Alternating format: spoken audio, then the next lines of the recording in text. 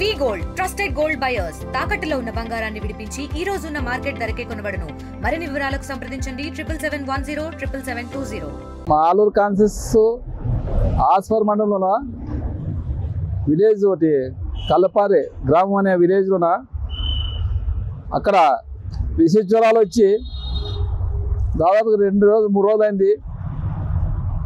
ప్రభుత్వము అక్కడ కన్నెత్తని చూడలేదు. అదేవిధంగా డాక్టర్లు కానీ అసలు పట్టించుకొని పాపాన్ని లేదు. నేను డిఎంహెచ్ఓ ఫోన్ చేస్తే సార్ ఇప్పుడు పంపిస్తాం సార్ అని చెప్తారు.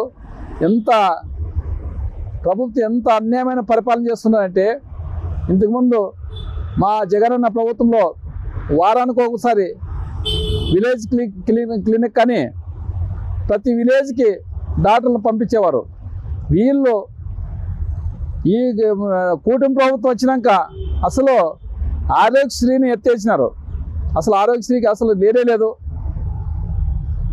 ప్రజలకు వైద్యం విద్య అనేది లేకుండా ఈరోజు ఇంత దుర్మార్గమైన పరిపాలన చేస్తున్నారు.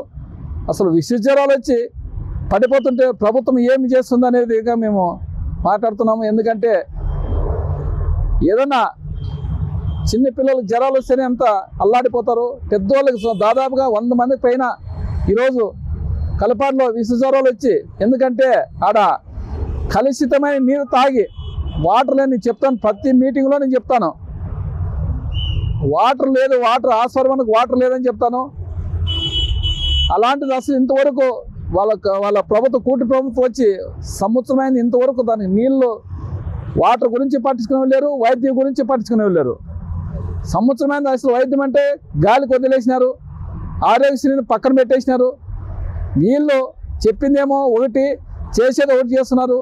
అదేవిధంగా ఖచ్చితంగా మేము డిఎంహెచ్ఓ ఫోన్ చేసి ఇమీడియట్లో పోయి ఆ ఊరికి పోయి అక్కడే ఉండి మన ప్రజలకి వైద్యం అందించాలో విధంగా మేము కోరుతున్నాం. మా ఊరికి జరిగి 10 నెలల కానీ వచ్చా ఒకటే బాధలే. చికెన్ గుండ్లక్క కాళ్ళు చేతులు నడిచేకి రావు, కూర్చునేకి రాదు, లేచేకి రాదు, కన్నీ పడిపోయారా.